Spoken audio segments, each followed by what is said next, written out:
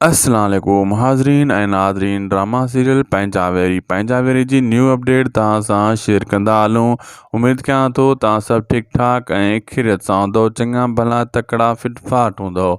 दोस्तों, पंहिंजा वेरी हिकु हाई लेवल जो ड्रामो आहे जेको शूट थी रहियो आहे। पंहिंजा वेरी खजू साहब डायरेक्टर जी डायरेक्शन में शूट थी रहियो आहे ऐं पंहिंजा वेरी जी इहा ई कोशिशि आहे त रमज़ान गुज़री वेंदो, ईद खां बाद में जेको आहे 15 ॾींहं या महीने खां पोइ हिनखे हलायो वञे, उन्हनि जी इहा ई कोशिशि आहे। ईद ते त पंहिंजा वेरी ड्रामो न हली सघंदो।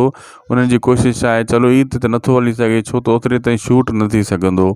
ईद गुज़रणु ॾियूं, ईद खां बाद में इन खे कीअं बि करे महीने अध जे अंदरि पंहिंजा वेरी ड्रामे खे स्टार्ट कयूं ऐं उन्हनि जी इहा ई कोशिशि आहे। सिंध टीवी ते इहो ड्रामो हलंदो दोस्तों, हाई लेवल जो ड्रामो आहे, को हल्को फुल्को ड्रामो बि न आहे।